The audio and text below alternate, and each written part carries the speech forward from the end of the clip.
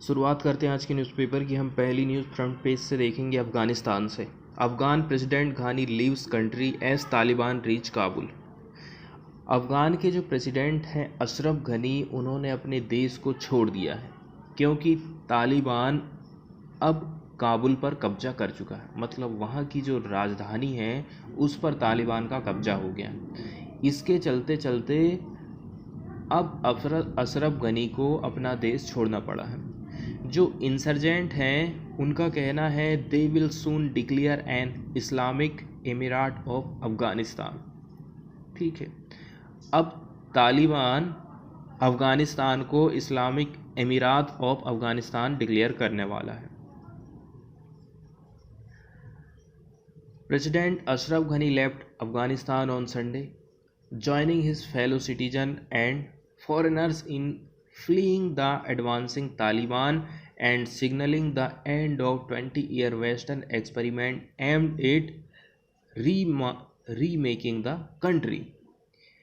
तालिबान ने एंटर किया कैपिटल काबुल पर अभी अर्लियर में ही इन द डे, और an official with the militant group का कहना है it will soon announce the Islamic emirate of Afghanistan from the presidential palace. कहाँ से ये घोषणा करेंगे? प्रेसिडेंशियल पैलेस से। A return rich in symbolism to the name of country under the Taliban government ousted by the US led forces after 9/11 attack. ये जो insurgent हैं, ठीक है,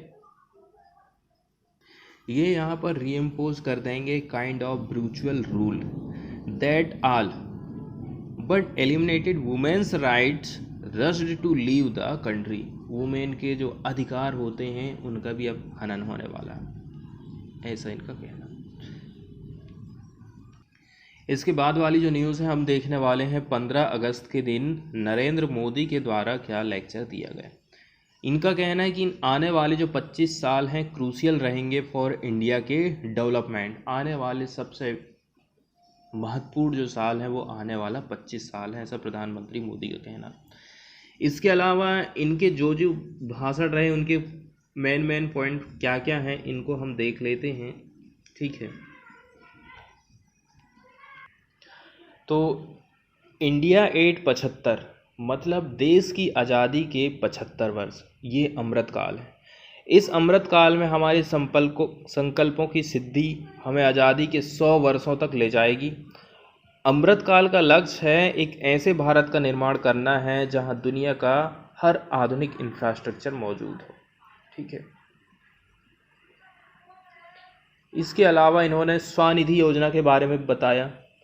पटरी पर और फुटपाथ पर बैठकर सामान बेचने वाले लोग, ठेला चलाने वाले लोग स्वनिधि योजना के जरिए बैंकिंग व्यवस्था से जुड़ रहे हैं। तो ये स्वनिधि योजना के बारे में यहाँ पर उल्लेख किया गया। इसके बाद जल जीवन मिशन के बारे में भी उल्लेख किया गया था कि जल जीवन मिशन के सिर्फ 2 वर्ष में 4.5 करोड़ से ज़्यादा परिवारों को नल से जल मिलना शुरू हो गया है।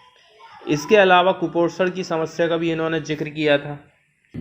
सरकार का प्लानिंग ऐसा है कि अब गरीब बच्चों को 45 अनाज देने का काम करेगी। 45 अनाज में, ठीक है, यदि कोई ये अनाज का एक दाना है, अनाज का ये दाना हम यहाँ पर बनाते हैं, इसमें नेचुरल रूप से जो मिनरल्स मौजूद हैं, जो जो पोषक तत्व मौजूद हैं, माइक्रोन्यूट्रिएंट, ये तो हैं ही, लेकिन यदि हम अलग से इसमें कुछ ऐड कर देते हैं तो ये जो अनाज है अब 45 अनाज के रूप में चेंज हो जाता है। तो कहाँ किस प्रकार के बच्चों में किस चीज़ की कमी है, कौन से पोषक तत्व की कमी है, उस हिसाब से अनाज में पोषक तत्वों को, न्यूट्रिएंट को ऐड कर दिया जाता है। इसके अलावा आरक्षण की नई व्यवस्था के बारे में भी इन्होंने उल्लेख किया है। इन्होंने उल्लेख किया है कि दलित, पिछड़ा वर्ग, आदिवासी, सामान्य वर्ग के गरीबों के लिए रिजर्वेशन सुनिश्चित किया जा रहा है। हाल ही में मेडिकल शिक्षा के क्षेत्र में ऑल इंडिया कोटे में ओबीसी वर्ग को आरक्षण की व्यवस्था भी दी गई है। संसद में कानून बना दिए हैं कि ओबीसी से जुड़ी लिस्ट बनाने का, कोई भी जाति ओबीसी में आएगी कि नहीं आएगी, अब ये पावर राज्यों को मिल गई है। इसके अलावा और कुछ कुछ देख लेते हैं। लद्दाख की यहाँ पर बात करी गई है कि लद्दाख में सिंधु सेंट्रल यूनिवर्सिटी स्थापित की जाएगी ताकि यहाँ पर उच्च शिक्षा का हायर एजुकेशन सेंटर बन सके। इसके अलावा डीप ओशियन मिशन के बारे में भी यहाँ उल्लेख किया गया है। तो समुद्र के अंदर जो जो चीज़ें छिपी हुई हैं, चाहे वो मछली हो, चाहे वो अन्य जो बहुमूल्य धातुएं हैं, उनको निकालने, उनका अध्ययन करने के लिए डीप ओशियन मिशन चालू किया गया था। तो खनिज संपदा समंदर में छिपी हुई है। जो थर्मल एनर्जी समंदर के पानी में है वो देश के विकास को नई बुलंदी दे सकती, ज़्यादा यहाँ पर बताया नहीं गया है। इसके अलावा 110 आकांक्षी जिले सिलेक्ट किए गए हैं। ये जो एस्पायरेशनल डिस्ट्रिक्ट हैं, यहाँ पर शिक्षा, स्वास्थ्य, पोषण, सड़क और रोजगार, यहाँ से जुड़ी योजनाओं को प्राथमिकता, प्रायोरिटी दी जाएगी। ज़्यादातर यहाँ पर आदिवासी अंचल के ज़िले सिलेक्ट किए गए हैं ताकि उनका विकास किया जा सके। इसके अलावा ग्रामीण भारत में सरकार की क्या योजनाएं चल रही हैं या चलाई गई हैं, इसके बारे में भी प्रधानमंत्री के द्वारा उल्लेख किया गया है। यदि हम अपने गांव को तेज़ी से चेंज करना चाहते हैं तो अभी कुछ साल बीते हैं, गांव तक सड़क, बिजली जैसी सुविधाओं को पहुंचाने का काम सरकार कर रही है। ठीक है। इसके अलावा गांव को ऑप्टिकल फाइबर नेटवर्क, डेटा की ताकत पहुंचा रही है। इंटरनेट गांव-गांव तक पहुंच रहा है। गांव में भी डिजिटल एंटरप्रेन्योर तैयार हो रहे हैं, ऐसा मोदी का कहना है।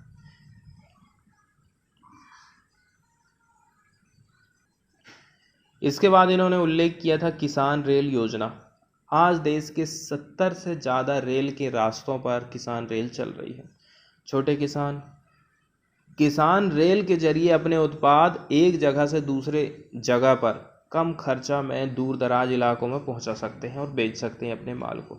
इसके अलावा स्वामित्व योजना का भी इन्होंने जिक्र किया है। गांव में ज़मीनों के कागज़ पर कई पीढ़ियों से कोई काम ही नहीं हो रहा था। खुद ज़मीन के मालिक होने के बाद भी ज़मीन पर उनको बैंकों से कोई लोन ही नहीं मिलता था। इस स्थिति को बदलने का काम आज स्वामित्व योजना कर रही है। गांव-गांव में हर एक घर की, हर ज़मीन की ड्रोन के जरिए मैपिंग हो रही है।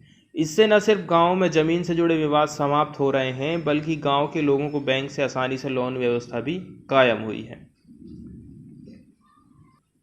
और इन्होंने उल्लेख किया था ईज़ ऑफ लिविंग के साथ साथ ईज़ ऑफ डूइंग बिजनेस दोनों। तो बेवजह के जो कानून थे, उन कानूनों से इनका कहना है कि हमने छुटकारा दिलाया। कई सारे सेक्टर ऐसे हैं जिसमें बहुत सारे रेगुलेशन, नियम, कानून थे, हमने उनको समाप्त कर दिया। बेवजह कानूनों की जकड़ से मुक्ति ईज़ ऑफ लिविंग के साथ ईज़ ऑफ डूइंग दोनों के लिए बहुत ज़रूरी। हमारे देश के उद्योग और व्यापार आज इस बदलाव को महसूस कर रहे हैं। एक और योजना का इन्होंने उल्लेख किया था, प्रधानमंत्री गति शक्ति नेशनल मास्टर प्लान को। भारत को आधुनिक इंफ्रास्ट्रक्चर के साथ ही इंफ्रास्ट्रक्चर निर्माण में होलिस्टिक अप्रोच अपनाने की भी ज़रूरत है। भारत आने वाले कुछ ही समय में प्रधानमंत्री गतिशील नेशनल मास्टर प्लान को लॉन्च करने जा रहा है। इसके बाद यहाँ एक और बात का उल्लेख किया गया था, बालिकाओं के लिए सैनिक स्कूल। तो इनका कहना है कि 2-2.5 साल पहले मिजोरम के सैनिक स्कूल में पहली बार बेटियों के प्रवेश दिया गया। अब सरकार ने तय कर लिया है कि देश के सभी सैनिक स्कूलों को देश की बेटियों के लिए खोल दिया जाएगा। इसके अलावा ग्रीन हाइड्रोजन क्षेत्र के बारे में भी यहाँ पर उल्लेख किया गया है। भारत आज जो भी काम कर रहा है उसमें सबसे बड़ा टारगेट है जो भारत को क्वांटम जंप देगा, वो है ग्रीन हाइड्रोजन क्षेत्र का। ठीक है। इन्होंने कहा, मैं आज तिरंगे की साक्षी में नेशनल हाइड्रोजन मिशन की घोषणा कर रहा हूँ। इसके बाद वाली न्यूज़ हम देखने वाले हैं इंडिया के चीफ जस्टिस ऑफ इंडिया से रिलेटेड। इन्होंने भारतीय कानून व्यवस्था में क्या क्या लूप होल्स दिखाई दे रहे हैं, क्या क्या कमियां हैं, इनके बारे में जिक्र किया है। तो इनका कहना है कि जो हमारे कानून बनाए गए हैं उनमें एम्बिग्विटी है, मतलब कि अस्पष्टता है, अनिश्चितता है। इसी के चलते चलते यदि आपको कोई परेशान कर रहा है तो आप वो जो भी काम करेगा उसको पार्टिकुलर कानून के अंडर डाल देते। इसका मतलब ये हो गया कि यदि आपको किसी ने परेशान किया, चाहे आप पुलिस हैं चाहे आप सरकार हैं, तो आप अब जब कानून में अनिश्चितता है ही नहीं, अस्पष्टता है उसकी परिभाषा में, तो आपका विरोधी, आप उसको किसी न किसी तरह से उस कानून में आप फंसा देते हो। ठीक है, यही बात इन्होंने कहा है। इसके अलावा इन्होंने जिक्र किया था अभी जो बिल पेश किए गए हैं, बिना विचार विमर्श के, बिना वाद विवाद के जो पास कर दिए जा रहे हैं, इस पर भी इन्होंने चिंता जाहिर की थी। जब वाद विवाद होता है तो बहुत सारी जो कमियां हैं ना उस बिल की दूर हो जाती हैं, लेकिन यदि उसमें वाद विवाद ही नहीं होगा, तर्क वितर्क ही नहीं होगा, तो उस कानून में फिर कमियां बनी की बनी रह जाती हैं। इसके अलावा the observation by the CJI follow closely after Parliament cleared the Tribunals Reform Bill of 2021, which has sought the abolishment of as many as 9 appellate tribunal, including the Film Certificate Appellate Tribunal, despite the opposition charge that the legislation undermine the independence of the judiciary। तो कुल मिला के opposition का ऐसा कहना था कि इससे जो जुडिशरी की स्वतंत्रता है वो कमज़ोर हो रही है। The bill has also reviewed provisions of tenure and service of members of tribunals, which were earlier struck down by the Supreme Court in a judgment। अभी सुप्रीम कोर्ट ने कुछ समय पहले एक जजमेंट दिया था कि जो बिल पास किया गया है उसके जो मेंबर हैं उनका कार्यकाल कितना रहेगा, सर्विस कैसे रहेगी, इसको फिक्स करने का काम जो है वो बिल के अंतर्गत रिव्यू की जो प्रोविजंस है वो उसमें आ जाएगा। लेकिन पहले सुप्रीम कोर्ट ने इस बात के लिए मना कर दिया था। The CJI in his speech on Sunday mentioned how liars had led the nation right from the struggle for independence to being the first legislator of the country। इसके बाद वाली न्यूज़ हम देखने वाले हैं उड़ीसा से। तो उड़ीसा से कौन सी योजना है और क्या उसमें प्रोवाइड किया जा रहा है इसके बारे में हम जानेंगे। Health card to bear treatment cost in Orissa. Orissa की सरकार चाहती है कि अब हम अपने नागरिकों को एक हेल्थ कार्ड प्रोवाइड करेंगे जिससे लोग अपना ट्रीटमेंट करवा सकते हैं। The Biju Swasthya Kalyan Yojana will enable each family to get up 5 lakh rupaya, ठीक है, पर एनम, मतलब एक साल में आपको 5 लाख रुपये तक का इलाज फ्री मिलने वाला है, ऐसा उड़ीसा की गवर्नमेंट का कहना है। चीफ मिनिस्टर नवीन पटनायक संडे के दिन उन्होंने कहा कि Orissa would provide smart health card. 3.5 crore लोग इसमें शामिल रहेंगे अपने स्टेट के अंडर द बीजू स्वास्थ्य कल्याण योजना BSKY, which would enable each family to get treatment cost up to 5 lakh per annum. तो हर फैमिली को 5 लाख रुपया का फ्री इलाज मिल सकेगा इसके चलते चलते। उड़ीसा का कहना है said to be the first state to provide such smart health card। तो उड़ीसा इस प्रकार से हेल्थ कार्ड प्रोवाइड करने वाला पहला स्टेट बन गया है। तो एड्रेसिंग द स्टेट लेवल 75वें इंडिपेंडेंस डे सेलिब्रेशन, पटनायक ने कहा all the people of Orissa are my family. The news of people selling land, jewellery और stopping sending children to school to manage their treatment cost pains me. इनका कहना है कि पूरा उड़ीसा की जनता मेरा परिवार है।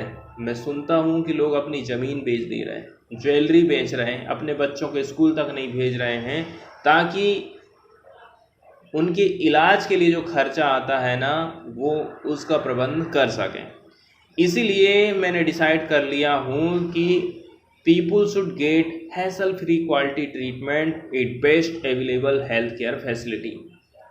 तो कम में बढ़िया इलाज ये देना चाहते हैं, इनका ऐसा कहना है।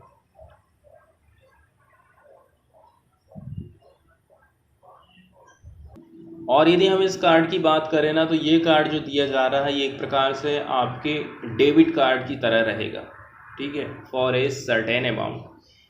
तो according to the relaunched BSKY, each family can avail treatment cost up to 5 lakh rupaya per annum, जबकि महिलाओं को ये जो राशि है महिला मेंबर, ये 10 लाख रुपया एवरी ईयर महिलाओं के लिए। The health scheme is meant for 3.5 crore people in 96 lakh families. Total इतने लोग इसमें कवर किए जाएंगे।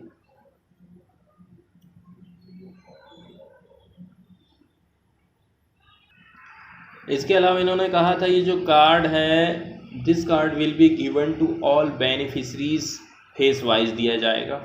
Beneficiaries of national and state food security schemes, Annapurna and Antyodaya will get this card. तो इन्होंने बता दिया है कि कौन कौन लोग इसमें शामिल होने वाले हैं। इसके बाद वाली न्यूज़ हम देखने वाले हैं असम से। तो असम के जो गांव के रहने वाले हैं, इन्होंने वेटलैंड की ट्रेजिक टेल कही है फोटो के माध्यम से। Rural guard honoured with artwork depicting elephants negotiating a killer railway track, ठीक है। तो 6 साल पहले की बात हो रही है। डेयरी फार्मर प्रमोद कायल्था ने फील किया he needed to document the deterioration of the wetland that sustained his forefather and ensured ample food for herd for elephant that would troop past his village चकरदेव। तो इन्होंने बात कही है कि आज से 6 साल पहले जो वेटलैंड है हमारे एरिया के, वहाँ पर क्या कंडीशन थी, ठीक है, और आज की क्या कंडीशन है, इन्होंने कंपेयर करा और चाहा कि हम एक डॉक्यूमेंटेशन तैयार करें। तो अब हम बात कर रहे हैं इनके इनफॉर्मल 25 लोगों के ग्रुप की। इन्होंने पैसे को पूल किया, ठीक है, पैसा इकट्ठा किया for 3 digital single lens reflex cameras and went about clicking the elephant, tree, bird, boat, a massive garbage dump and warehouse. इसके अलावा एक killer railway track escorting Dipor Beel, a freshwater lake on the southwestern edge of Guwahati. इन्होंने camera खरीदा, इसके बाद कई सारी photo इन्होंने क्लिक की, हर एक चीज़ की, एलिफेंट, ट्री, बर्ड, बोट। इसके अलावा मैसिव गार्बेज डंप, कूड़ा कचरा जो डंप कर दिया जाता है, इसके अलावा warehouse and a killer railway track. इसको डेजिग्नेटेड किया गया था रामसर साइट के रूप में 2002 में and an important bird area है ये for sustaining A range of aquatic life form beside 219 species of यहाँ पर बर्ड हैं। द बील है श्रंक 35% सिन द 1990s। पहले से इसका जो एरिया है वो धीरे धीरे कम होते जा रहा है। It is official area now is 4014 hectare of 15.5 square miles. तो जब इंडिया 75वीं वर्षगांठ मना रहा था इंडिपेंडेंस डे के संडे के दिन, a row of tree separating the southern edge of Deepor Beel from a road turn into photo exhibition gallery. Deepor Beel की यहाँ पर बात की गई है। बील का मतलब होता है एक प्रकार से झील ही होती है, लेकिन दलदल वाली झील होती है, वेटलैंड आप कह सकते हैं जिसको। तो यहाँ पर फोटो गैलरी लगाई गई। A few feel good picture aside, the show told the tragic tale of the once rich and much larger wetland. इसके अलावा यहाँ पर बात करी गई है कि fewer elephants come to the wetland than 2-3 decades ago। पहले जितने आते थे हाथी, अब इस एरिया में उतने हाथी नहीं आ रहे।